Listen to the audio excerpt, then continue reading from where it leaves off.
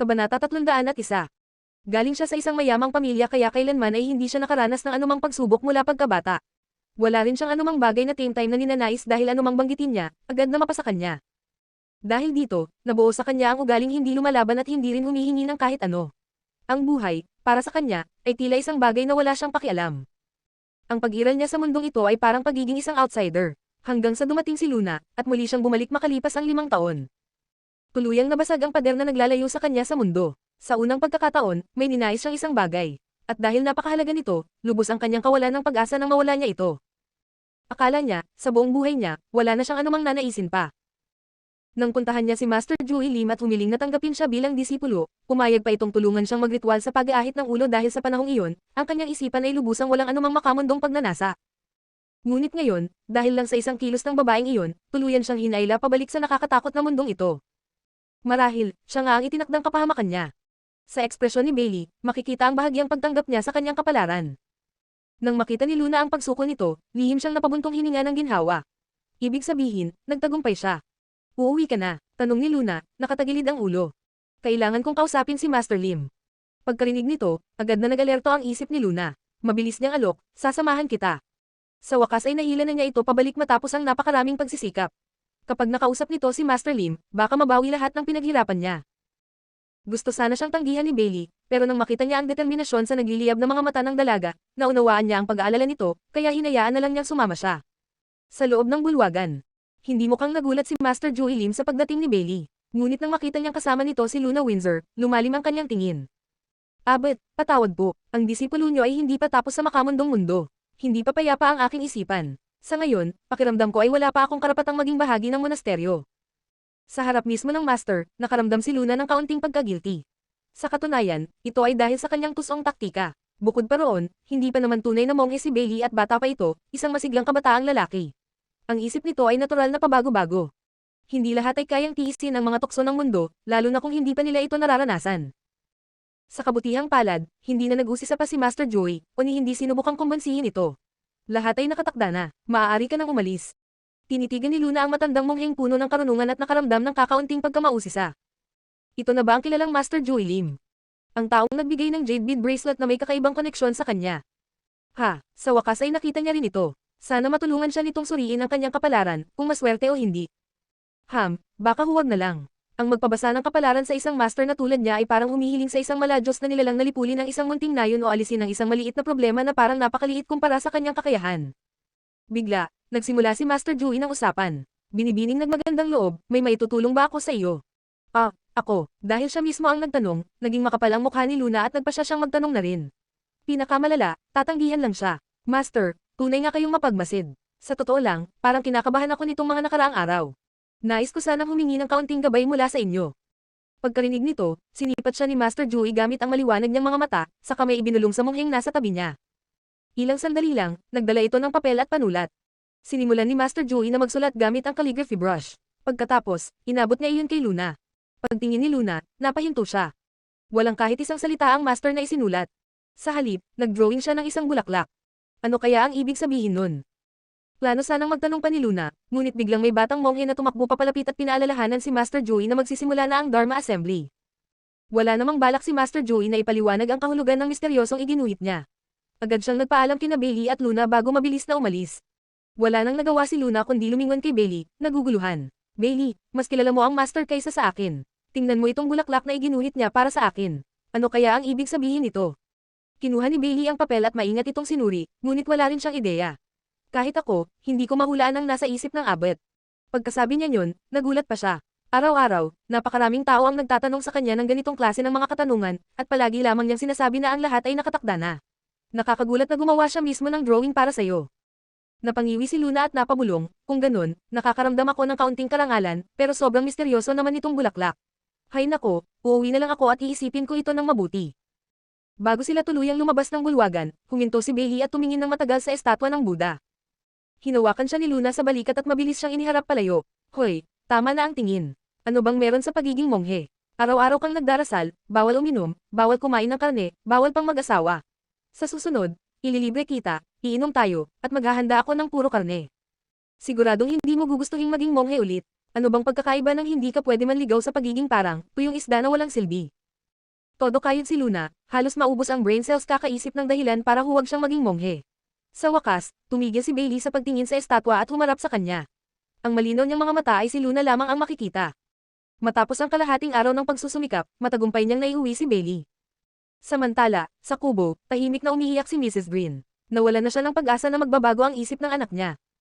Mukha namang problemado si Mr. Green. Kahit walang sinasabi si Elder Green, siya ang pinaka-nakakaramdam ng pressure sa kanilang pamilya. Sa huli, siya rin ang impluwensya kung bakit nagkaroon ng matinding determinasyon ng apo niya sa pag-aaral ng Buddhist teachings. Bakit ang tagal nila? Pag-aalala ni Elder Windsor habang palakad-lakad at naghihintay.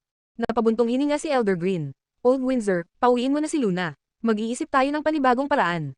Ano pang maiisip natin sa ganitong kabilas na oras? Singit ni Mrs. Green, napatingin sa orasan. May kalahating oras pa bago makalbo si Bailey. Mas lalo pang bumilis ang pagtulo ng kanyang mga luha. Kapag naging monghe talaga ang anak ko, magpapakalbo rin ako at magiging madre. Natarante si Mr. Green at pinagalitan siya. Ikaw, ano bang pinagsasabi mo? Kalokohan. Kalokohan ba? Iyong anak natin nagmamong na. Ano pang saysay nito sa akin? Ganun. Pababayaan mo na rin ba si Bernard? At ako, makakalimutan mo na rin. Patuloy ang tensyon ng buong pamilya nang bigla nilang makita ang dalawang silhouette mula sa dulo ng pasilyo. Nandyan na si Luna. Akmang lalapitin siya ni Mrs. Green para ay comfort, para hindi siya masyadong malungkot. Pero sa sumunod na segundo, may pamilyar na figure pala sa likuran niya. Ang mahal niyang anak. Nanlaki ang mata ni Mrs. Green, at agad siyang napaiyak ng tuwa. Bailey. Bailey, anak, sila Mrs., Mr. at Elder Green ay nagulat at natuwa nang makita siya. Pero kahit masaya sila, may kaba pa rin sa puso nila. Ito na ba ang huling pagkakataon bago niya tuluyang maging monghe? Hanggang sa lumapit si Bailey at isa-isang bumati sa kanyang mga magulang, kay Elder Green at Elder Windsor. Kabanata 302. Ibig bang sabihin nito ay nagbago na ang isip niya at hindi na siya magiging monghe? Namuo ang luha sa mga mata ni Mrs. Green. Hindi na niya napigilan at niyakap niya ng mahigpit ang anak habang umiiyak. Bailey, ginulat mo ako. Masayang-masaya rin si Mr. Green at agad niyang hinawakan ang mga kamay ni Luna. Luna, salamat, maraming salamat. Kung hindi dahil kay Luna, malamang naisama na niya sa monasteryo ang asawa at anak niya. Luna, paano mo napayuhan si Bailey? Tanong ni Elder Green, puno ng emosyon. Oo nga, Luna, hindi ko alam kung paano kita pasasalamatan. Dagdag ni Mrs. Green. Siyempre, hindi naman pwedeng sabihin ni Luna ang totoong ginawa niya, kaya mabilis niyang itinanggi at umubo pa ng bahagya. Tito, tita, Lolo Chester, wala po talaga akong ginawa. Pagdating ko doon, naantig na si Bailey sa mga payo ninyo. Sa totoo lang, kayo po ang dahilan, hindi ako. Napakabait mo talaga, sabi ni Mrs. Green habang tinatitigan ang dalaga, maganda ang mga mata, maputi ang ngiti, simple ang suot. Lalong tumataas ang paghanga niya kay Luna habang pinagmamasdan ito. Sa totoo lang, walang kahit sinong nakakakumbinsi sa anak niya sa kahit anong payo pero nagawa iyon ng dalagang ito. Isa lang ang ibig sabihin, iba ang nararamdaman ng anak niya para kay Luna. Kung maipaparehan niya ang dalawa, hindi na siya kailangang mag-alala tungkol sa pagmamang ng anak niya kailanman. Luna, kumain ka sa bahay namin mamayang gabi. Kailangan kitang mapasalamatan ng maayos. Kumanggo ng mariin si Elder Green. Tama, kailangan yan. Tahimik na minamasdan ni Elder Windsor ang kilos ng pamilya Green, at malinaw na alam niya kung ano ang tumatakbo sa isip nila, at syempre, natuwa rin siya. Samantala, sa itim na sasakyan sa labas ng templo. Bro, balik na ako. Don't worry, si sister-in-law ay sobrang astig, naayos niya lahat. Walang nasaktan. Pagyayabang ni Lucian habang nagpapakitang relax, na para bang walang nangyaring kakaiba. Pero nang biglang tumingin si Lucas gamit ang malamig at hindi mabasang mga mata, bigla siyang kinilabutan. Ano yun, bro? Pinilit niyang manahimik at huwag madulas. Bahagyang naningkit ang mata ni Lucas, at tila lumusot ang tingin sa kaibuturan ng kaluluwa. Walang nasaktan. Bakit? Sagot ni Lucian na kunwari inosente. Sabihin mo ang totoo, biglang lumamig ang hangin sa loob ng kotse. Kumurap si Lucian at buong katapangan niyang sinabi, bro, totoo ang sinasabi ko. Hindi pumayag si sister-in-law sa kahit anumang unreasonable requests ni Bailey. Hindi rin lumabas ang katotohanan tungkol sa nangyari kagabi. Di ba ang ibig sabihin noon ay walang nasaktan? Haha, imposibleng sabihin niya ang totoo. Para lang siyang naghuhukay ng sariling libingan. Sa tingin ng iba, ang ginawa ni Luna ay smart at cool, pero para kay Lucas, iyon ay parang kidlat na kayang magwasak ng buong syudad. Pinakamasama, hindi niya ito napigilan dahil nanigas siya nang makita ang nangyari. Yung isang eksenang iyon pa lang, sapat na para, mamatay, siya ng daan-daang beses sa takot. Huwag mo akong paulit-ulitin. Sa babala ni Lucas, biglang bumigat ang presyon ng hangin na parang ilang segundo bago tumama ang isang malakas na buhawi. Ayaw na sana niyang mag-isip ng sobra, pero kilalang kilala niya si Lucian. Kapag kunwari ay kalmado ito, mas malaki ang tsansa na may nangyaring hindi maganda. At malamang, hindi maliit na bagay. Nang huli niyang makita si Lucas sa ganitong mood, maraming taon na ang nakalipas, noong nireorganisa nito ang buong internal structure ng pamilya para mahanap kung sino ang especially iya. Pati yung mole ay nawasak ang espiritu sa takot. Nanginginig si Lucian habang iniisip, buwiset, kapatid mo ko, ba't parang ini-interrogate mo ko na parang kriminal? Nasaan ang awa mo? Hay nako, simula nang dumating si sister-in-law, wala na talaga siya sa mood na magpakakulit.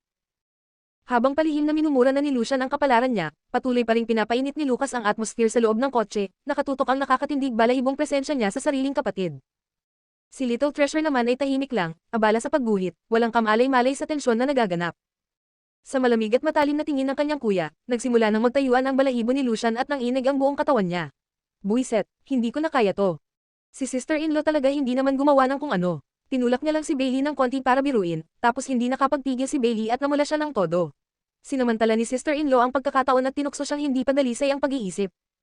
Na madadumihan niya ang kabanalan ng Buddhist path, at hindi siya angkop maging monghe. Sa wakas, sinabi din ni Lucian ang buong katotohanan. Kung marunong lang mag-sorcery ang Great Demon King na si Lucas, malamang nabasag na ang mga bintana ng kotse at nagiba ang buong lugar sa loob ng 100 metro. Sobrang takot ni Lucian na pakiramdam niya titigil ang puso niya anumang segundo. Niyakap niya ng mahigpit ang nag-iisang ligtas sa sitwasyon, si Little Treasure. Nagdodrawing pa rin si Little Treasure at hindi narinig ang sinabi niya. Nang maramdaman niyang bigla siyang niyakap ni Second Uncle, kumunot ang noo ng bata. Sumulat siya agad sa writing board. Exclusive ako kay Tita Luna. Ibig niyang sabihin, para kay Tita Luna lang ako, bawal mo akong yakapin kung kailan mo gusto. Natulala si Lucian sa mga salita. Oh, bakit buong mundo ang nananakit sa akin? Samantala, dahil hinihintay pa siya ni Lucas, magalang na tumanggi si Luna sa imbitasyon ng pamilya Green na mag-dinner. Kahit alam niyang medyo nakakailang tanggihan iyon, nangako siyang pupunta siya sa susunod. I'm back, ayos na lahat, tara na. Pagkabukas pa lang ng pinto, agad nang nagreklamo si Lucian, na na-pressure ng kuya niya at na-reject pa ni Little Treasure. Sister-in-law, inaapi nila ko. Hey, sister-in-law, mukhang kailangan talaga kitang bugbugin para bumalik ang alaala mo, masamang ngiti ni Luna habang pinatutunog ang mga kamao. Agad nang lumo si Lucian, tumingin sa bintana, at marahang bulong, sa mundong walang puso na to, gusto ko na ring maging monghe para matapos na ang problema. Hindi siya pinansin ni Luna. Kinuha niya ang bulaklak na iginuhit ni Master Joey at pinagmasdan iyon ng mabuti. Na-curious agad si Lucian. Sis, bro Luna, ano yan? Bulaklak, si Bailey ba ang nagbigay niyan? Ano ka ba? Ito ang mensahe ni Master Joey Lim para sa akin. Ha, pero bulaklak nga yan. Kontra ni Lucian. Paulit-ulit na tinitingnan ni Luna ang drawing pero wala pa ring nakikitang kahulugan. Hi, Master is really a master. Hindi ko talaga maintindihan anong ibig sabihin nito. Biglang lumiwanag ang kanyang mga mata. Sumilip siya sa harap, malapit sa tenga ni Lucas. Big boss, ang talino mo, siguradong may alam ka. Tulong naman, tignan mo. Hindi sinasadya, pero nang lumapit siya, dumampi ang hininga niya sa malamig na aura ni Lucas, at parang bamuka ang depensa nito. Kinuha niya ang papel, sinuri ng maigi, at pagkatapos ay bahagyang kumunot ang noo. Bakit ka binigyan ng abot ng salita? Napakamot si Luna. Wala lang, nagtanong lang ako. Sabi ko parang hindi ako mapakali nitong mga araw, baka mabigyan niya ako ng wisdom o kung anuman. Ayon, nagdrawing siya ng bulaklak tapos binigay sakin, walang sinabi. Ah, baka naman pinupuri lang niya ang ganda ko. Sa totoo lang, sobrang hirap hulaan kung ano ang kahulugan ng kakaibang bulaklak na iyon. Kahit si Lucas, hindi agad maisip kung ano iyon. Kabanata 303. Nang tumingin si Lucian, nagulat pa siya. Ha, ang hirap bang intindihin ito? Napaka-obvious nga ng gusto sabihin ni Master Joey. Obvious. Ano namang obvious dun? Tanong ni Luna, halatang naguguluhan. Siyempre, hindi normal ang takbo ng utak ni Lucian. Commendat si Lucian, tingnan mo. Ang tinanong mo siguro ay tungkol sa good or ill luck, tapos ang iginuhit ni Master Joey ay peach blossom. Ibig sabihin, obvious na may romance misfortune ka kamakailan. Nabubulol si Luna. Romance, misfortune. Tahimik lang si Lucas. Napakurap si Lucian. May mali ba akong sinabi? Napaisip si Luna. Yung sinabi mo, parang may punto. Hindi na siya nakasagot pa. Habang iniisip niya, mas lalo niyang napagtantong tama si Lucian. Totoo ngang may mga senyales ng romantic misfortune siyang nararanasan kamakailan. Pati si Lucas, napaisip na mukhang tugma nga. Nagmukhang miserable si Luna habang hinihila-hila ang buhok niya. Paf, totoo kaya to? Anong gagawin ko? Hindi naman sinabi ni Master kung paano ayusin to. Babalikan ko ba siya para magtanong? Aba, hindi mo na kailangang tanungin yung Master. Sagot ni Lucian na parang very sure. Ang solusyon dyan ay mag-asawa. Pag may asawa ka na, wala ka ng romance misfortune. Parang yung kasabihang killing the hundreds of flowers after they blossom. Nandidiri ang itsura ni Luna. Magpakasal. Hay nako, ibig sabihin wala talagang solusyon. Paf, lintek ka Lucian, naniwala pa ako sa mga kalokohan mo. Sino nagsabing romance misfortune agad to? Syempre peach blossom yan. Kung hindi tungkol sa romance misfortune, ano? Hindi ba pwedeng lock-in romance? Inis na sabi ni Luna. Umiling si Lucian habang natatawa. Kung ibig sabihin nito ay may romance lock ka, aba, misfortune naman yun para sa kuya ko. Actually, life and death misfortune, pa para sa kanya. Biglang tumunog ang cellphone ni Luna, isang bagong message. Habang iniisip pa niya ang kahulugan ng bulaklak, tiningnan niya ang phone niya nang wala sa focus, at nang mabasa niya. Halos mabitawan niya ang telepono. Ah, Little Luna, anong nangyari? Bakit parang natakot ka? Tanong ni Lucian. Namumutla si Luna, parang nakakita ng multo. Napakunot din ang noo ni Lucas at tumingin. Hinawakan ni Luna ang ulo niya, parang umiikot ang paningin sa nabasa niya. Gusto niyang ibaon ang ulo niya sa balikat ni Lucian. Dahil sa iyo to, malademonyong Harbinger of Doom. Mukhang totoo nga, may romance misfortune siya. Maya-maya, pinilit niyang huminga ng malalim. Pagharap niya kay Lucas, sabi niya, Big Boss, may emergency akong kailangan asikasuhin. Baka hindi ako makauwi ngayong gabi. Pakialagaan si Little Treasure, please. Kailan ka babalik? Tanong ni Lucas. Hindi alam ni Luna kung paano sisigot. Hindi ko alam. Kapag mabilis, bukas ng umaga. Kapag hindi, baka sa makalawa pa. Pero promise, pagtapos ko, tatawag ako agad. Niyakap niya ng mahigpit si Little Treasure. Baby, may kailangan lang si tita na gawin, aalis muna ako saglit. Maging mabait ka ha, makinig ka sa daddy mo. Tinitigan siya ni Lucas ng may halong pag-aalala. Ihahatid kita. Hindi na, kaya ko na ang sarili ko. Ayaw nang magpaliwanag pa ni Luna kaya mabilis siyang bumaba ng kotse at tumakbo palayo. Habang tuluyang nawawala sa paningin si Luna, lalong tumindi ang bigat ng tingin ni Lucas. Ano kaya ang laman ng message na yun? Ngayon ko lang nakita si sister-in-law na ganito kitikot. Baka naman importante talaga, buntong hininga ni Lucian. Sayang, hindi ko man lang nasal ayan kanina. Pagkasabi niya nun, biglang tumayo ang tenga ng Little Bon at mabilis siyang sumulat sa board, danger. Mabilis na may naisip si Lucian at nagtanong, Little Treasure, nakita mo ba yung message ni Tita Luna? Kung alam mo, sabihin mo sa daddy mo at sa second uncle mo agad dahil mahalaga yon. Nag-aalala ako, baka nasa panganib talaga si Tita Luna. Tumingin si Little Treasure kay Lucas, halatang hindi sigurado. Tumanggaw si Lucas. Ngayon, hindi na nagbibiro si Lucian. Umalis si Luna na halatang nagmamadali at kinakabahan. Nang malaman ni Little Treasure na maaaring delikado ang lagay ni Tita Luna, agad siyang yumuko at nagsimulang magsulat. Kinabahan sina Lucas at Lucian habang hinihintay. Mabilis na naisulat ni Little Treasure ang buong laman ng message. Meet on the rooftop tonight. First senior brother. Nako, may first senior brother pa talaga. At rooftop pa ang tagpuan. Diyos ko, baka totohanan nga ang romance misfortune. Pero teka, may hindi tama. Kung tungkol yun sa romance, pwede namang hindi pumunta si Luna. Bakit nagmamadali pa siyang pumunta? Reklamo ni Lucian. May mali, pero hindi niya mapinpoint kung ano. Habang nagbubulong siya, napatingin siya sa rearview mirror at nakita niya ang mukha ng kuya niya. Sobrang dilim, 10,000 beses mas nakakatakot kaysa nung narinig niyang ginamitan ni Luna ng seduction trick si Bailey Green. Halatang pinipigilan lang ni Lucas ang nararamdaman niya pero anumang oras, sisibog.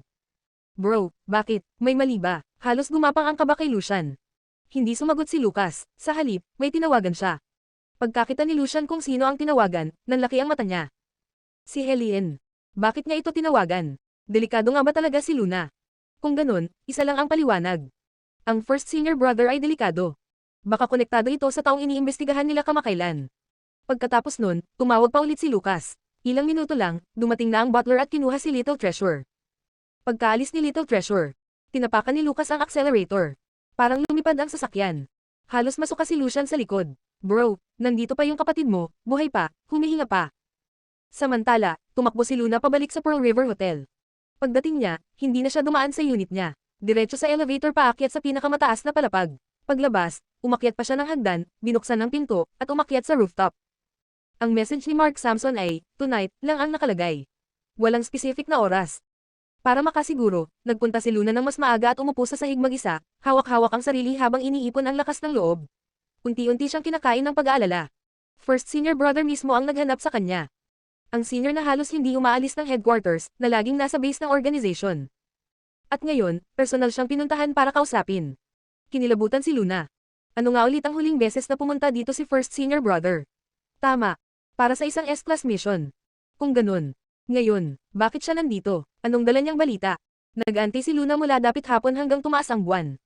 Tahimik ang rooftop, walang kahit anong galaw. Muntik na niyang maisip na prank ito. Kung si second senior brother ang nagpadala, posibleng prank. Pero si first senior brother, impossible, hindi siya nagpapatawa. Darating talaga ito, kaya naghintay siya. Kabanata 304. Kasabay nito, sa ibaba ng building ni Luna, sa isang sulok na may malinaw na view, may isang itim na Maybach na nakaparada ng tahimik hindi kalayuan, at isang maliit na team ng armed forces ang nakastandby, handang umatake anumang oras. Pagsapit ng gabi, parang nagyelo ang hangin, lahat ay tensyonado. Sa madilim na sulok, biglang tumunog ang phone ni Jackson. Nasa gitna siya ng isang importanteng mission at ayaw sanang sagutin, pero nang makita niya kung sino ang tumatawag, napilitan siyang sagutin. Hello, ano yun? Brad, narinig namin na may mission ka. Bakit hindi mo kami tinawag? Tanong ni Third. Sumingit si Fourth, oo nga.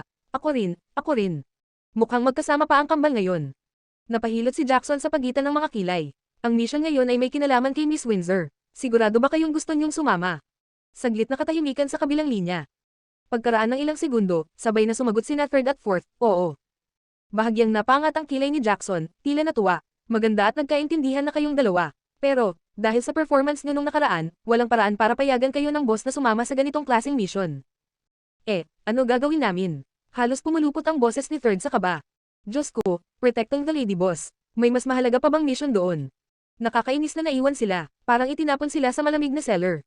Napabuntong hininga si Jackson. Alam niyang pagsisisihan niya ito balang araw. Brad, tulungan mo naman kaming pakiusapan ng boss. Pakiusap ni Fourth.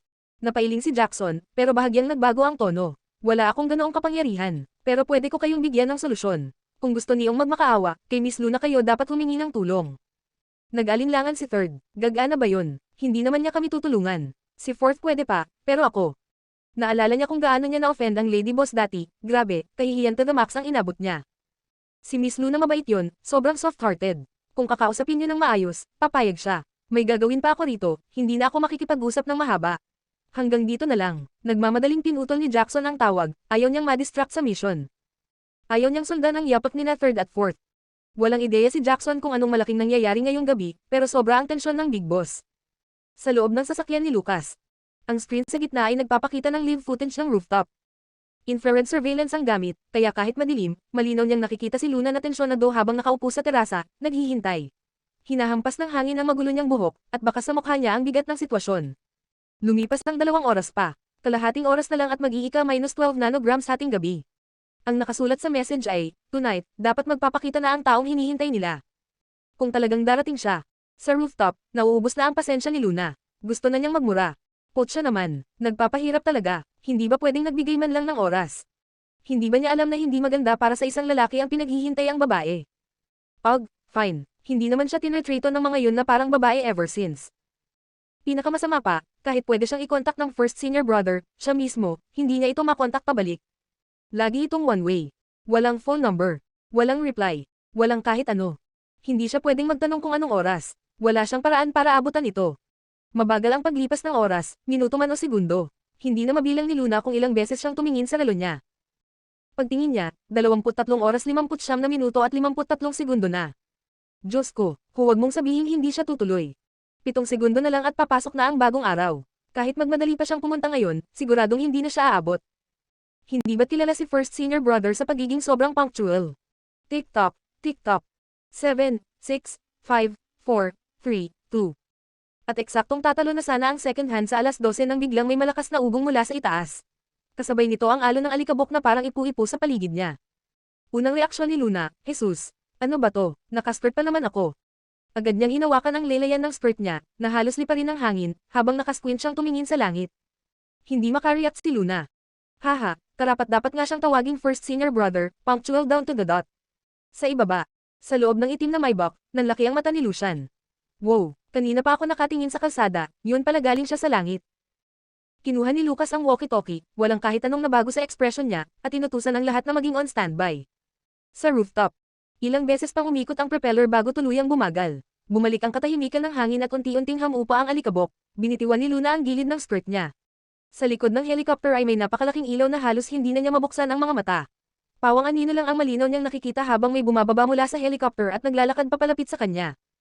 10 hakbang lang ang layo pero bawat hakbang ay parang kumakatok sa dibdib niya, pinapagpag ang takot sa buong katawan niya. Hindi niya mahulaan ang pakay ng first senior brother, at yun ang ikinatatakot niya. Ang tanging alam niya, kung si Mark Samson mismo ang kumikilos, nangangahulugan iyon ng sobrang seryoso at delikadong sitwasyon. Naninisid ang tingin ni Luna, sinisikap ihanda ang sarili sa kahit anong pwedeng mangyari, kahit pa ang pinakamasama. Sa wakas, 5 hakbang na lang ang pagitan nila. Dahil malapit na, malinaw na niyang nakita ang mukha ng lalaki. Suot nito ang pamosol niyang gold-framed glasses, mukhang maayos at kagalang-galang. Pero sino mang malinlang ng mukhang iyon at isipin na isa lang siyang harmless scholar, ay magbabayad ng pinakamahal na presyo. Sa isang iglap ng pagtingin niya sa salamin nito, nanlamig si Luna. Naninigas ang binti niya sa takot. Mukhang tapos na siya, baka nandito si first senior brother para burahin siya sa mundo. Sa buong taon, busy siya sa pag-shoot kaya wala siyang oras mag-training. Ang huling nagawa lang niya ay ang 100 moves ni third senior sister. At kahit yon, hindi pa accurate. Sa lahat, siya na talaga ang pinakamahina. Kahit mag-training pa siya, hindi niya kayang pantayan kahit isang daliri ni First Senior Brother. Napakalayo ng agwat ng combat skills nila. 5 steps, 4 steps, 3 steps. Iniisip na ni Luna kung tatakbo na lang ba siya o luluhod at magmamakaawa. Mas mataas ang chance niyang mabuhay kung ganun. Pero bago pa siya makapag-decide, nasa harap na niya si Mark. Wala na siyang oras para tumakbo. Ang natira na lang, ay ang lumuhad at magmakaawa. Huminto si Mark sa harap niya. Kumislap ang liwanag sa lente ng salamin niya. Little Junior Sister, long time no see. Kabanata 305. Ang pagtama ng mga perlas sa jade na lalagyan ay naglabas ng malinaw at nakakakalma na tunog. Pero para kay Luna, parang mga tinig iyon na nanggagaling mismo sa impyerno. Huminga ng malalim si Luna at hinarap siya ng diretso, pilit kinakalma ang sarili kahit hindi naman niya kaya. Kaya nagkunwari na lang siyang relax. Matagal-tagal na nga, First Senior Brother, bakit ka nandito? Sa hindi malamang dahilan, biglang dumilim ang mukha ni Mark nang marinig niya ang tanong ni Luna. Mas nakumpirma tuloy ni Luna ang kutob niya nang makita niyang nagiba ang ekspresyon ni Mark. Matapos ang maikling katahimikan, mabagal na sinabi ni Mark, S-class mission. Nanlumo ang mukha ni Luna. Tulad ng inasahan niya, mukhang hindi na siya aabot ng bukas. Kung isang taon nang nakalipas, ayos lang. Kahit surrounded pa siya ng isang grupo ng mga babae at kailangan niyang mamatay sa susunod na segundo, wala siyang pagsisisihan. Pero ngayon, meron na siyang mga pangarap, career, mga kaibigan, si Little Treasure, at si Lucas Ford. Hindi talaga kasama sa plano niyang mamatay. Hindi ngayon, lalo na't naalala niya si Little Treasure na naghihintay sa kanya sa bahay, mas lalo niyang ginusto na mabuhay. First Senior Brother, totoo ba? Gagawin mo to sa kapwa mo miyembro ng clan. Pilit siyang nagmamakaawa. Tumaas ang kilay ni Mark habang nanahimik, tinaas niya ang kamay. Habang halos mabaliw na si Luna sa kaba, dalawang lalaki ang bumaba mula sa helicopter ng Senador Yasan sila ni Mark. Napakunot ang noo ni Luna. Ano na naman to? Sobrang taas ba ng tingin ng halimaw na yun sa kanya? Hindi lang si First Senior Brother ang pinadala, pati mga assistant pa para lang tapusin siya. Pawis ang bumukal sa noo ni Luna. Alam niyang wala nang saysay ang pakikiusap, kaya nagsimulang humandar ang isip niya. Sa ganitong kalayong distansya, mataas ang chance na pumalpak siya, pero kailangan niyang subukan. At nang tumingin si Mark sa dalawang lalaki, mabilis na tumakbo si Luna papunta sa exit. Pero bago pa siya makapangatlong hakbang, may biglang bumagsak at pumulupot sa bewang niya. Pagtingin niya, may noose na nakataling mahigpit sa katawan niya, at bago pa siya makariyak, hinayla siya pabalik sa kinaroroonan niya. Napalupasay siya sa sahig at agad siyang tinalian ng lubid. Grabe, talagang gumagaling si First Senior Brother sa paggapos ng tao.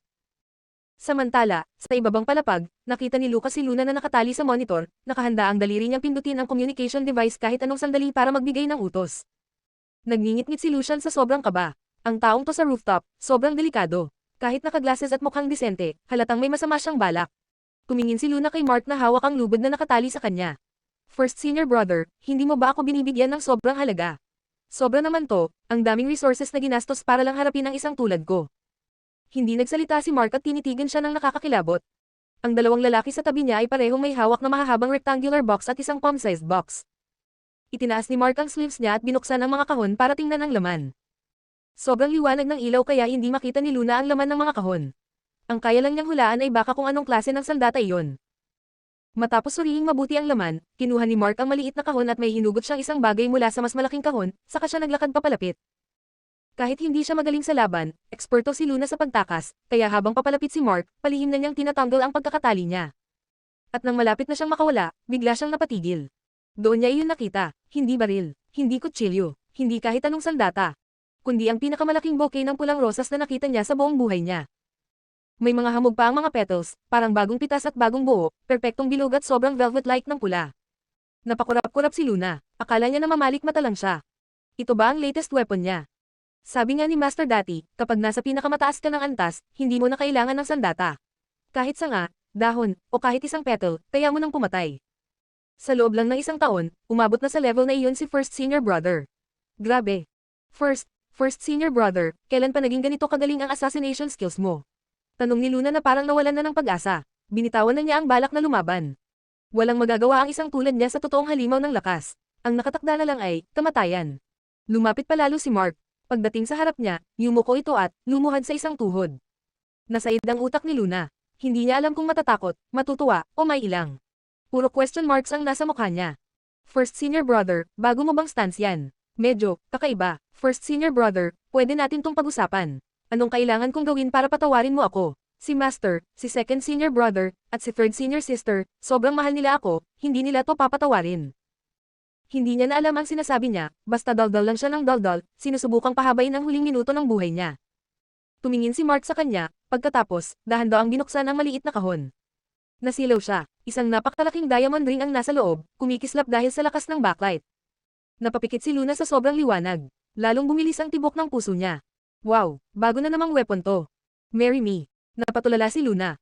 Lahat, pati hangin, tumigil. Naramdaman niyang pati puso niya huminto saglit. Nagblanka ang utak niya. At hindi lang siya ang nabigla.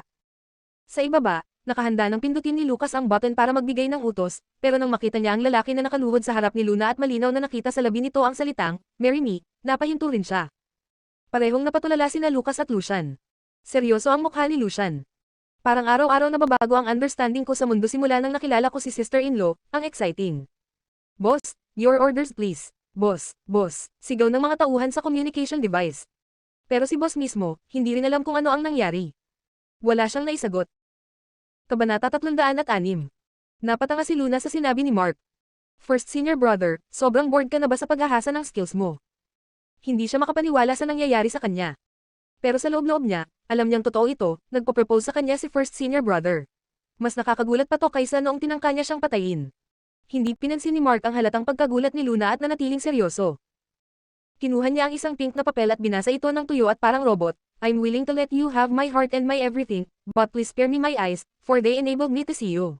There is nothing in me that isn't conquered by you. You took the life of every part of me and brought along their death. If I still need to lose something else, please take it, but please spare my eyes, as they enabled me to see you. Napakunot ang noo ni Luna. Ang weird. Yung tono ng tula, parang pamilyar. Ginamit niya ba yung company culture para gumawa nito? Na-prank ba siya? Dami niyang naiisip na possibilities. First senior brother, pwede ko bang malaman kung proposal ba to? Yes. Napatingin si Luna sa kawalan, halatang nalito. Agad pang dinugtungan ni Mark, on behalf of Satan. Napatigil si Luna. Alam na niya. Huminga siya ng malalim, halatang na-stress. Don't tell me, yung sinasabi mong S-rank mission, ay yung mag-propose ka dito para sa kanya. Yes. Damn it. Nasaan yung kutsilyo ko? Bigyan niyo ako ng kutsilyo. Papatayin ko talaga yung taong yun. Your reply, please. Halos atakihin na siya sa puso, pero gusto pa rin ang sagot. Nagalit na si Luna, ramdam niya ang init ng ulo niya. First senior brother, sigurado ka bang proposal to at hindi torture? At anong point ng pagpapadala ng substitute sa proposal? Ridiculous. Your reply, please, ulit ni Mark, parang robot na nakaprogram. I refuse. Kumawala si Luna mula sa pagkakatali. Reason, sagot ni Mark. Hindi na niya napigilan ang inis.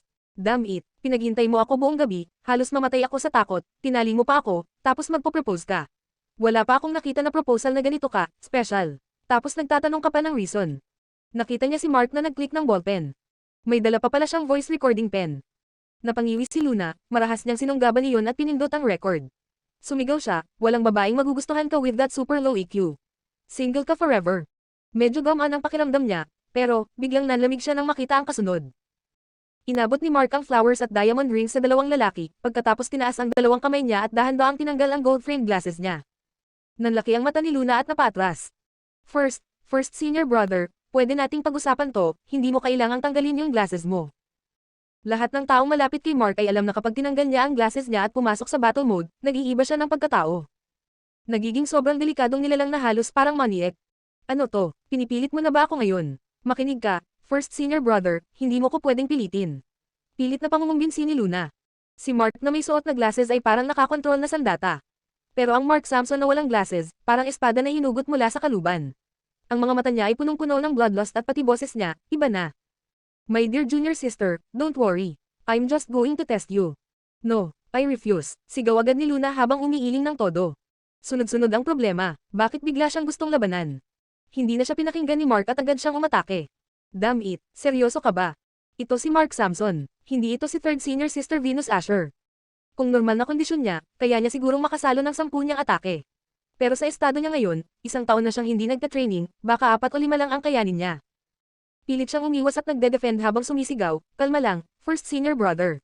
Kalma, ano bang nangyayari? Bakit ang init mo makipag-away? Hindi ka ba nasiyahan kay second senior brother? Mas lalo pang naging wild si Mark nang marinig niya ang pangalan ng second senior brother. Parang hayop siyang pinakawalan mula sa ilang daang taong pagkakakulong habang marahas na umatake. May kakaiba siyang naramdaman at napasigaw, first senior brother, ano ba? Hindi ko na kaya, tama na, hindi ko na talaga kaya. Nakasukal na ang kamay ni Mark sa leeg niya. Konting higpit pa at mamamatay na siya. Si Mark ay hindi na stable doon sa sandaling iyon. Halos mabaliw na siya at hirap nang pigilan ang sarili. Pero bigla siyang may naamoy na kakaibang galaw mula sa ibaba. Agad niyang binitawan si Luna at isinuot muli ang glasses. Si Luna naman ay nanatiling nakatulala, hingal na hingal, habang sinusubukang makalanghap ng hangin na parang ilang minuto siyang nalunod. Hingal pa rin si Luna. First senior brother, ano yun? May nangyari ba kay second senior brother? He's missing, mabilis na sagot ni Mark. Pagbalik ng glasses niya, naglaho ang pagkamaniak niya at bumalik ang stoic poker face. Pero halatang may mabigat na lungkot sa sagot niya. What? Missing? Gulat na bulalas ni Luna. Si second senior brother ay natural na may talento, madaling matuto ng kahit ano. Samantalang si first senior brother ay kabaligtaran, sobra siyang nagsusumikap at nagtatraining ng walang tigil para lang makuha ang isang skill. Si second senior brother lang ang nakakapantay kay first senior brother. Bilang combat warrior, palagi niyang kinukuha si second senior brother bilang sparring partner. At dahil sa attitude ni second senior brother, yung sobrang galing na hindi naman masyadong nagsisikap, mas lalo siyang ginaganahang labanan ito. Kaya araw-araw, paulit-ulit, hindi siya nagsasawa. Kung may description sa relationship nila, ito lang. Gusto nilang patayin ang isa't isa sa pagmamahal. Kaya naman, kapag wala si second senior brother, ang mga mas bata, ang magiging kapalit. Tulad ng nangyari ngayon. Kabanata 307. Paano bigla siyang nawala, napakunot noo si Luna. Kaya pala desperadong makipag-away si first senior brother kahit halatang wala siya sa kondisyon at hindi naman siya magiging challenge. Pero noong second senior brother, hindi ba normal na mawala siya ng ilang araw? Minsan nga week siyang hindi nagpapakita, sabi ni Luna kay Mark. Sa buong organization, siya ang pinaka-close kay second senior brother. Palagi siyang sinasama nito sa kung ano-anong kabaliwan gaya ng extreme sports. Kung hindi siya wild, yun ang mas nakakabigla. Doon niya naisip kung gaano katalino ang kanilang master. Noong inampun niya si second senior brother, pinangalanan niya itong Chun-Li. Half a year, sagot ni Mark. What? Half a year? Ganon katagal? Gulat ni Luna. Medyo matagal ngayon, wala man lang balita tungkol sa kanya this past few months. Nope. Tatanungin pa sana ni Mark kung nakikipag-contact ba siya kay Sean, pero base sa reaksyon ni Luna, halata niyang hindi. Hindi kaya, may nangyari sa kanya. Bulong ni Luna, halatang nag-aalala. Si Sean ay sobrang mayabang at mahilig manggulo. Hindi siya nauubusan ng kaaway kahit lumabas lang siya para magtapon ng basura, malamang may mababangga na naman siyang kalaban. Kahit aso sa kalye, baka nabiktima na niya. Mas mabuti pang manatili siyang patay sa labas, malamig na sabi ni Mark. Tiningnan siya ni Luna, hindi man lang naniwalang totoo ang pagiging cold ng first senior brother. You're the one who'll miss him the most. Samantala, sa isang black car sa ground floor. Walang pagbabago sa ekspresyon ni Lucas. Lahat ng emosyon ay nakatago. Bro, are you alright? Nag-aalalang tanong ni Lucian. Seryoso na siyang nag-iisip na kumuha ng tao para tulungan ang kuya niya laban sa mga romantic rivals. Nakatingin si Lucian sa bright screen at nagutos, Lucian, please stand by outside. Why? Ayoko, may tinatago ka sakin. Reklamo ni Lucian habang nakakunot ang noo, parang batang nagtatampo. Tiningnan lang siya ni Lucas ng matalim. Be good. Napatigil si Lucian. Bumaba siya ng kotse pero lingon siya ng lingon, halatang nag-aalala. Pagkaalis ni Lucian, nagdial ng tawag si Lucas. May tamad na boses na sumagot, hello. Do it now. Tahimik ng ilang segundo bago may marinig na reklamo, boss, nakaschedule na nga ng maaga yung timing natin, tapos gusto mo now na. Ang hirap naman nun, grabe ka sa akin lately, tino-torture mo ako. Mark Samson isn't there, sabi ni Lucas ng diretso. Nagkaroon ulit ng saglit na katahimikan bago sumagot ang nasa kabilang linya, ngayon ay may kumpiyansa na. Impossible na umalis si Mark Samson. Binuksan ni Lucas ang video call at ipinakita ang screen. Nandoon si Mark, nakaluhod sa isang tuhod sa harap ni Luna, may hawak na bouquet of roses. Pagkakita niya sa screen, napatigil ang lalaki. What the fuck? Anong nangyari kay Mike Samson? Nabaliw na ba siya? Damn him, nakikipag-flirt sa babae ng palihim. Based on my calculations, you have 6 hours for him to travel back, paalala ni Lucas habang papatayin na sana ang video, pero mabilis siyang pinigilan ng lalaki. Wait, parang familiar yung girl, bakit kamukha niya yung little junior sister ko? Grabe, hawig talaga, little junior sister, in a girl's outfit. Boss, send me a high-definition version. Kailangan ko ng clarity. Bigla-biglang pinatay ni Lucas ang tawag ng walang pag-aalinlangan. Nanatili siyang nakatingin sa screen. Malayo ang kuha kaya walang audio. Hindi niya alam ang pinag-uusapan nila, pero base sa ekspresyon ni Luna, mukhang ni-reject niya si Mark Samson. Nag-away pa silang biglaan, nag-combat, tapos nag-usap ng seryoso. Sa huli, sinabi ni Mark kay Luna, if he contacts you, let me know immediately. Tunay na pagmamahalan talaga sa pagitan nilang dalawa. Okay, tango ni Luna, tapos nagtanong, pero paano kita kokontaken? Hindi ko naman pwedeng tawagan o i-message yung number mo. I'll give you permission to, but only a message a day. Napatigil si Luna. Mas hirap pa siyang kontaken kaysa Emperor. Itinaas ni Marge ang kamay niya at humandar na ang helicopter sa likuran nila. Hawak-hawak ni Luna ang skirt niya habang sumisipol ang malakas na hangin sa paligid. Tumayo si Mark at tinatitigan siya na parabang sinusuri ang isang kakaibang nilalang. Naguluhan si Luna. First senior brother, bakit? Little junior sister, babae ka ba talaga? Tinitigan siya ni Mark na parang isang world wonder. Nagdilim ang mukha ni Luna na parang ilalim ng sunog na kaldero. Hindi mo ba naririnig sarili mo? Paano magiging lalaki ang little junior sister mo? Ang babaeng nasa harap niya ay naka-pink dress, mahabang buhok na humahampas sa hangin, sobrang feminine, at nakakagulat na ganda. Kung hindi pa niya nakita ang picture nito na naka-women outfit dati, hindi niya ito makikilala. I'm leaving, anunsyo ni Mark. Pero bago siya lumakad palayo, tumigil siya at lumingon. Can't you think about it? Pakiramdam niya kailangan pa niyang dagdagan ang effort dahil S-class mission ito. Napakunot-noo si Luna, inaabangan kung ano sasabihin niya. Hindi niya in-expect yun. No, thanks, mas gusto ko pang mabuhay ng mas matagal. Tumango si Mark, tanda ng pagsang-ayon. Medyo nakahinga si Luna nang makitang paalis na si Mark, pero nagsalita pa ito. Satanas asked me to tell you something. Napataas ang kilay ni Luna. Ano? I'll meet you at our old meeting spot a month later in Philadelphia. Tapos pumasok na siya sa helicopter nang hindi na hinihintay ang sagot ni Luna. Unti-unting tumaas ang helicopter at lumakas ang hangin. Malungkot na nakatingin si Luna sa papalayong helicopter. Damn it, akala niya nakaligtas na siya. May kasunod pa pala. Gaano pa ba katagal ang paghihirap niya? Kabanata 308. Pagkaalis ni Mark, para bang binagsakan si Luna ng napakabigat na pressure sa loob ng isang buwan, parang na-diagnose siya ng cancer ng doktor at binigyan ng countdown bago kunin ng Grim Reaper. Iba ang pakiramdam kapag nakatagpo si Mark Samson at iba rin ang harapin mismo yung isang tao. Ang daming pwedeng mangyaring hindi inaasahan sa biyahe na to, at kailangan talaga niyang pumunta. Pinalipas ni Luna ang mga araw sa pamamagitan ng pagdala kay Little Treasure sa iba't ibang lugar para mag-enjoy. Binuhos niya rin ang effort niya sa Spirit Studio at sa promotions ng Land Under Heaven. Naglaan din siya ng oras para sa lolo niya. Tapos na ang post-processing ng Land Under Heaven at kailangan na niyang bumiyahe sa iba't ibang syudad para i-promote ang movie. Alam ng kahit sinong may experience na mas nakakapagod pa ang promotions kumpara sa actual na pag-arte. Si Snow Windsor at Troy Prescott, busy rin, pero iilan lang na major cities ang pinuntahan nila. Samantalang si Luna, kailangan sumama sa buong crew at bumiyahe kung saan-saan. Sa pagitan ng promotions, sinisingit niya pa ang mga meetings kasama si Harry para pag-usapan ang upcoming Golden Award competition.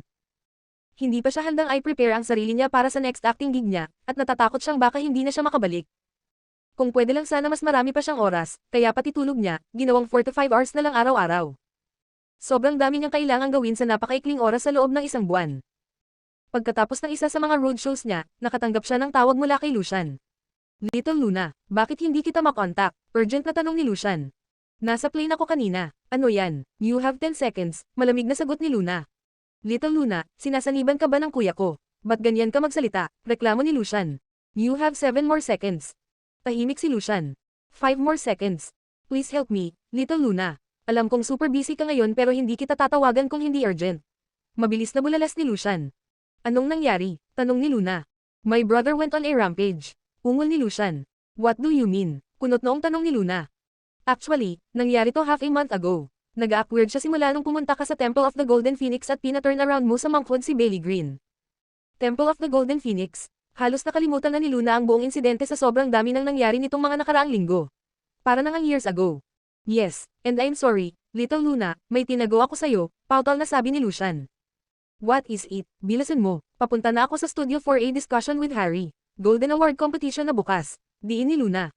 My brother found out what you did to Bailey in the temple. Mabilis na bulong ni Lucian. Naging speechless si Luna. Pagkatapos ay sumigaw siya sa phone, bakit malalaman ng kuya mo yun? Lucian Ford. Ah, ikaw nagsumbong no, ikaw nagsabi sa kanya, kung pwede lang niyang sakalin si Lucian through the phone, ginawa na niya. Mabilis namang nag-explain si Lucian, tiningnan ko lang sana yung sitwasyon, pero na-figure out niya mismo na nasedus mo si Bailey, so wala na akong nagawa kundi sabihin sa kanya ang totoo. And then, nagka-tragedy, naka-hell mode siya simula noon. Not only that, may isa pa. Napatikip si Luna sa noo at napangiwi. Lucian Ford, tanga ka ba? Hindi mo man lang deny. Huminga siya ng malalim para kumalma. Ano pa? That midnight, sa top floor ng Pearl River Hotel, nakita ng kuya ko na may nagpo-propose sa'yo. Napakagat si Luna sa labi niya, pilit na din nagsasalita. May mas malas pa ba sa kanya? Isa to sa pinaka-worst na moment sa buong buhay niya. Parang lahat nagkakagulo. Kung sina Murphy at ang batas niya, todo-todo siyang tina-target ngayon. Little Luna, ikaw na lang talaga. Ikaw lang ang pag-asa ko. Pakiusap ni Lucian. Wala nang magagawa, ano pang pwede kong gawin? Naiinis na sagot ni Luna, sabay hampas ng kamay sa hangin. Please help me, Little Luna. Ang weird na ng kuya ko lately, sana kahit makausap mo man lang siya. Gusto ko siyang tulungan pero ayaw niyang sabihin sa akin kahit ano. Halatang disappointed si Lucian. Kahit mukhang malamig at seryoso si Lucas, sa likod nun, napakabait at napaka-caring niya. At bilang nag-iisang kapatid, lagi siyang inaalagaan ni Lucas, kahit istrikto ito, hindi niya hahayaang mapunta sa delikadong bagay si Lucian. Sa likod ng mga achievements ng Ford Corporation na parang bangin, at si Lucas ang humaharap doon. Si Lucian, puro glory lang ang nakikita. Pagdating sa airport, huminga ng malalim si Luna at tiningnan ang oras sa phone. Nasaan ang kuya mo ngayon? Tanong niya habang naghahanap ng taxi. Sa office, nandito rin si Little Treasure. Mabilis na sagot ni Lucian. Got it, I'll be there in half an hour. Nag-send si Luna ng message kay Harry para sabihing may late siya, tapos sumakay na ng taxi papuntang Ford Corporation. Mga kalahating buwan na mula noong huli niyang makita si Lucas. Kung isang buwan na lang talaga ang buhay niya, syempre ang pinakagusto niya ay makasama ang taong mahal niya. Pero sobrang dami niyang kailangan gawin, at hindi siya makaharap kay Lucas dahil natatakot siyang hindi niya makontrol ang sarili. Ang share prices ng Ford Corporation ay tumataas ng todo. Sunod-sunod ang major announcements ng achievements nila, kaya akala ni Luna ay okay si Lucas. Pagdating sa office, tiningnan niya ang mga empleyado. Lahat may eyebags, parang bagong ahon mula sa libingan. Yung mga achievements na nasa business news, malinaw na may kapalit na dugot pawis. Pagkakita sa kanya, hinayla agad siya ni Lucian sa isang sulik. Little Luna, may plano ka na. Tumingin lang si Luna sa kanya nang walang emosyon. Wala. Namuti ang mukha ni Lucian. Void as the world as void, magmumonghe na lang ako, at least sa langit ako mapupunta at hindi sa im. Pinukol siya ng tingin ni Luna at tinapakan ng paa. Kunin mo ako ng isang bote ng wine. What a troublemaker. Naglaho ang lungkot sa mukha ni Lucian. May solusyon ka na. Minasahe ni Luna ang mga braso niya na nanigas dahil sa sobrang tagal na nakaupo sa plane. Bilasan mo. Okay, wait lang. Bumalik si Lucian may bitbit na bote. Little Luna, eto na yung wine. Kinuha ni Luna ang bote, binuksan at ibinuhos niya ito sa sarili niyang katawan. Pagkatapos, uminom siya ng kaunti at iniabot ang bote sa kanya. Nagulat si Lucian sa ginawa niya. Kabanata 309. Little Luna, anong ginagawa mo? Nanginginig na tanong ni Lucian. Nakakatakot ang ekspresyon ni Luna. Isa lang ang sinabi niya, your brother. Then naglakad na siya papunta sa CEO's office. Napanganga si Lucian. Brother, ano na naman to? Wala siyang nagawa kundi panoorin si Luna na pumasok sa office, habang siya ay naiwan sa labas na pawis sa kaba. Pagkapasok ni Luna, mabilis siyang sinalubong ni Little Treasure. Ilang araw na hindi niya ito nakita dahil sa biyahe niya last week. Hinalikan niya ang bata, ayaw pang bitiwan, pero naalala niya ang mission niya kaya mahinahon niyang sinabi, Baby, can you go to your second uncle for a while? Bigyan mo muna ako ng 10 minutes, okay? Tumango si Little Treasure at lumabas para hanapin si Lucian. Sa labas, si Lucian ay parang sisubog na. Paikot-ikot, kabado at nanginginig. 10 minutes daw, sapat ba yun? Pagkalabas ni Little Treasure, tiningnan ni Lucas ang dalaga gamit ang kanyang madilim na mga mata.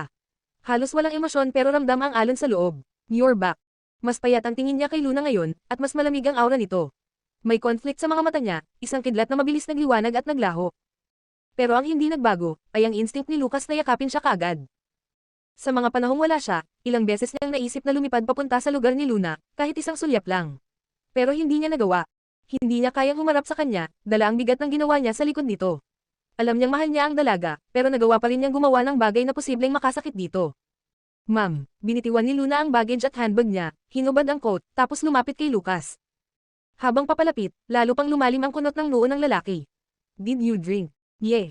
You promised Little Treasure you'd cut down on alcohol. At sa tindi ng amoy ng alak, halata niyang marami itong ininom. Nakahawak si Luna sa desk niya at ngumiti. Isusumbong mo ba ako? Mas lalong lumalim ang kunot ng noo niya sa nakikitang pagwawalang bahala ng dalaga. Kung hindi mo aalagaan ang sarili mo, baka pag-isipan kong ihinto muna ang trabaho mo. Napasimangot si Luna. Ganito talaga magmahal ang lalaking to, laging may halong galit, pero puro pag-aalala. But what was the point? She was likely going to die soon anyway. Bakit pa siya magpapakaingat? Bakit pa magtago ng kahit ano? Mukhang mainit na rin ang ulo ni Lucas. Kinuha niya ang phone at tinawagan si Judy. Hello. Pero bago pa siya makapagsalita, pinindot ni Luna ang hang up button. At bago pa siya makariyak, bigla siyang lumapit kay Lucas at hinalikan ito. Natigilan ang lalaki, nakahawak pa rin siya sa phone, nakikinig sa dead tone, hindi makagalaw na parang naging estatwa. Pagkalipas ng ilang segundo, umatras si Luna. Namumula ang pisngi, hindi mo alam kung dahil sa alak o dahil sa ginawa niya. Tumingin siya kay Lucas ng mapanukso, halos inosente ang tono. Boss, pwede ba kitang suhulan? Lasing ka, deklarasyon ni Lucas nang makabawi siya mula sa pagkakatulala, pilit binabalik ang composure niya. Boss, hindi mo pa sinasagot ang tanong ko. Ayaw magpaawat ni Luna, at mas lalo pang naging totoo ang acting niya dahil sa init ng tingin niya. Naka-short black dress siya ngayon, at lantad ang makinis niyang balat at defined collarbones. Napalunok si Lucas, agad umiwas ng tingin, at malamig na utos ang binitawan. Pag-uusapan natin ito pag malinaw na ang isip mo. Pumunta ka at magpahinga sa lounge. Naiinis si Luna, grabe effort niya, tapos magpapakasanto lang siya. Damn it, ganyan ka pa rin, kaya ka hindi makascore, sigaw ng isip ni Luna. Kinuyam ni Luna ang ngipin niya at tinaasan ang level ng laro. Lucas Ford, I can't move, carry me there. Nagiba pa siya ng tono sa pagbigkas ng pangalan niya, malambing, mapanukso. Napahinto ang kamay ni Lucas sa pagpirma, nagmarka ang ballpen sa papel. Hindi niya matingnan si Luna at malamig na sagot ang iniabot. Go on your own. Tangina talaga. Nawalan na ng pasensya si Luna. Sobrang precious ng oras niya. Ang tagal nilang hindi nagkita tapos ganito ang trato nito sa kanya. Kinuha niya ang phone at nagpakyut na nagpout.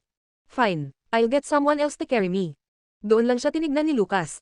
At nakita niya sa screen ang name ni Bailey. Bago pa maabot ng tenga ni Luna ang phone niya, naramdaman na lang niya na bigla siyang lumutang. Buhat na siya nito. Napayakap siya kay Lucas sa leeg out of instinct, at halos mapangiti pero pinigilan niya. Mas lalo pang lumamig ang ekspresyon ni Lucas habang binubuhat siya papunta sa lounge. Pero kahit galit ang itsura niya, ang paglapag niya kay Luna sa kama ay sobrang gentle. Tinanggal pa niya ang sapatos niya at itinakip ang kumot hanggang babalang ng mukha, sabay mariing utos. Sleep. Kamandat-kindat si Luna at tumanggo na parang mabait na bata. Pero kabaligtaran ang plano niya. Nang tumayo si Lucas biglang hinailan ni Luna ang kamay niya ng malakas. Natamba si Lucas at bumagsak sa kama, sa tabi mismo niya. Agad siyang inakyat ni Luna, pinning him down, sabay bulong na may kaunting pag-iyak sa tono. I can't sleep, stay here with me. Naiinis na si Lucas, bulong niya ng mababa. Who gave you the wine? Sa meeting room, biglang napahatsing si Lucian habang kasama si Little Treasure. Sino nagkukurse sa akin? Tiningnan niya ang relo, 5 minuto na ang lumipas. Wala siyang ideya kung anong nangyayari sa loob. At para sa sariling kaligtasan, hindi siya naglakas loob sumilip kahit na halos sumabog na ang curiosity niya. Tumakbo sa isip niya ang lahat ng possible scenarios. Hindi niya alam kung anong ginagawa ngayon ni Luna, at ano ang mangyayari kung hindi siya magtagumpay. Kabanata 310. Tiningnan ni Luna ang lalaki at marahan niyang hinaplos ang mukha nito. Dahan-dahan niyang pinaikot ang kanyang mga daliri sa matangos nitong ilong, sa malamig nitong mga mata, sa manipis nitong mga labi. Gusto niyang tandaan ang mukha niya, bawat pulgada nito, bawat matalim na anggulo, pati bawat tumutubong stubble. Okay. Gusto niya lang siyang makasama ng kaunti pa. Kahit alam niyang hindi siya lasing, hindi niya kayang tanggihan ang hiling niya. Okay. Ngumiti si Luna, satisfied, then she closed her eyes in peace. Pero makalipas ang ilang sandali, sumilip siya ulit at mahina niyang bulong, I still can't fall asleep, pwede mo ba akong halikan, pretty please? Sleep, aniya sa isang matalim na tingin. Hinailan ni Lucas pataas ang kumot para takpan siya. Bumagsak ang balikat ni Luna, halatang disappointed. Nang makita ni Lucas ang malungkot niyang mga mata, bahagya siyang lamambot. Yumuko siya at hinalikan niya ito sa noo. Pero habang paalis na sana siya, biglang kumapit ang dalaga sa leeg niya at hinalikan siya sa labi, halos hidikit ang buong katawan niya sa lalaki. Hindi ito ang unang beses na hinalikan niya si Luna. Marami na siyang nagawang paraan para lang mapalapit dito. Pero ito ang unang beses na si Luna mismo ang kusang humalik. Naramdaman niya ang malambot at matamis nitong mga labi, gentle pero nakakalunod, at may kung anong damdaming hindi niya maipaliwanag na biglang umangat sa dibdib niya. Nadala siya ng emosyon niya, pero ang utak niya ay halos sumisigaw ng babala. Sino ba ang iniisip niyang hinahalikan niya? At ano sa tingin niya ang tingin ko? Pero unti-unting naglalaho ang rason niya, tinatangay ng init at tukso. At sa huli, hindi na niya kinaya. Niyakap niya ito at hahawakan na sana ang momentum pero bigla itong bumagsak sa dibdib niya. Nagpanik si Lucas, mabilis niya itong inayos at inangat, at na-discover niya na mahimbing na pala itong natutulog. Speechless si Lucas. This girl, lasing na nga, nangaakit pa, pinainit ako ng todo, tapos natulog lang. Sobrang pagod si Luna matapos ang mahabang flight. Kahit sa eroplano, abala siya sa studio matters. Kaya pala kaya niyang makatulog kahit habang sinusubukan niyang i-seduce ang Great Demon King. Hindi rin niya in-expect yun. Habang mahimbing siyang natutulog, banayad niyang naramdaman ang isang magaan na dampi sa noo, pababa hanggang labi. Medyo masakit noong una, pero unti-unting naging mas banayad. Mahimbing na natulog si Luna, at nang sa wakas ay nagising siya, madilim na sa labas. Napabalikwas siya at binuksan ang table lamp. Pagtingin niya sa orasan, halos 2 oras na siyang tulog. Ano bang nilagay ni Lucian sa inumin ko? Isang lagok lang, bagsak agad ako. Paano ako nakatulog ng ganito katagal? Akala niya 10 minutes lang. Ang dami pa niyang kailangan gawin, baka tinawagan na siya ni Harry. Agad niyang kinuha ang phone niya, pero napansin niyang naka-off ito. Damn, sino nag-off ng phone ko? Fully charged to kanina ah. Hindi pwedeng naubos agad ang battery. I switched it off. May reklamo ka ba? Isang malalim at malamig na tinig ang umalangaw mula sa sofa. Nanlamig si Luna. Dahan-dahan siyang tumingin sa direksyon niya. No, nothing, as you wish. Nasa tamang pag-iisip ka na ba ngayon? Tanong ni Lucas habang isinasara ang file niya. Yes, sobrang linaw na. Alam niyang babalikan siya nito. As expected, bulong niya sa sarili. Naaalala niya ang huling nangyari bago siya nakatulog. Huli na ba para ituloy ang pangsesedyos ko sa Great Demon King? Tingnan mo, inabot ni Lucas ang isang dokumento sa kanya. Ano to? Kinuha iyon ni Luna habang nakakunot ang noo. Working policy. Number 1, no working more than 6 hours a day. Hindi ba masyadong kaunti yun? By law 8 hours ang maximum. Habang nagrereklamo siya, tiningnan lang siya ni Lucas ng malamig kaya naputol agad ang salita niya. Okay fine. Number 2, no overdrinking. Number 3, eat 3 meals a day. Number 4. At sa wakas, umabot siya sa huling item. Number 10, no bribing the boss. Memorize them. At dahil nasa ilalim siya ng matinding supervision ni Lucas, hindi siya pinakawalan hanggat hindi niya kabisado ang 10 commandments nito. Pagkatapos noon, literal siyang pinalabas, parang takot si Lucas na baka bigla niya itong dakmin ulit. Ganun ba ako nakakatakot? Tanong niya sa isip. Hindi naman siya umaarte lang kanina. Malakas talaga ang tama ng alak ni Lucian. Pero, hindi ba dapat concerned si Great Demon King sa pagseduce niya kay Bailey? Gusto lang niyang bumawi kay Lucas, pasayahin ito, pero nag-escalate ng sobrang bilis, out of her control. At sa huli, buti na lang, ayos na ang pakiramdam niya ngayon. Parang uminom siya ng magic potion, na-relieve ang stress at pagod niya, pati hakbang niya naging magaan. Kung tutusin, parang si Lucas pa ang nag-comfort sa kanya, hindi siya. Masyado niyang pinapasan ang pressure sa sarili niya. Hindi naman pala ganoon kalala ang sitwasyon. Kung may balak man ang taong iyon laban sa kanya, ang dami na niyang chance noon pa. Pwede na nga siyang patahimikin noong huling pagdalaw ni Mark. Sa isang taon niyang pagkawala, alam niyang isa lang siyang unimportant character sa kwento nila. Kaya ngayon, nakapako na ang desisyon niya, tatapusin niya ang lahat sa meeting na to. Pero ang pumunta doon mag-isa ay masyado itong magpapaalala sa kanya ng dati niyang kawawang sarili. Hindi dahil hindi niya kayang harapin si Mark o yung tao, pero ayaw niyang harapin ang luma niyang bersyon. Habang papunta siya sa studio, sinusubukan na sana niyang tawagan si Harry nang may tumawag. Nag-echo agad sa phone ang sobrang excited na boses ni Lucian. Little Luna. Ano na naman ang isusumbong? Asal niyang sagot. Bumalik na sa normal ang kapatid ko. Sabihin mo, ginawa niyo ba yun? Tumatawa-tawang tanong ni Lucian. Ano pa ba iisipin niya? Umusok ang ilong ni Luna sa galit. Tumigil ka nga dyan. Sa tingin mo ba talagang kikilos ng ganon kabilis ang kapatid mo? Hindi nakasagot si Lucian. Kung hindi lang sinabi ni Luna na 10 minutes lang siya, hindi sana siya magdududa. Pero 2 hours siyang nawala. 2 hours. Para sa kuya niya na matagal nang nagpipigil, eternity na yon. Speaking of which, anong klaseng alak ba yung binigay mo sakin? It's an expensive one. The famous one shot down. Proud na sagot ni Lucian. Ano bang balak mo at binigyan mo ba ako ng buong bote niyan? Akala ko ibibigay mo iyon sa kapatid ko at ay seduce mo siya, so syempre I got you the best. Paano ko malalaman na iinom ka lang ng konti tapos ibubuhos mo lahat sa sarili mo? Well, hindi naman siya totally mali. Sinubukan talaga niyang i-seduce si Great Demon King, pero hindi dahil sa wine.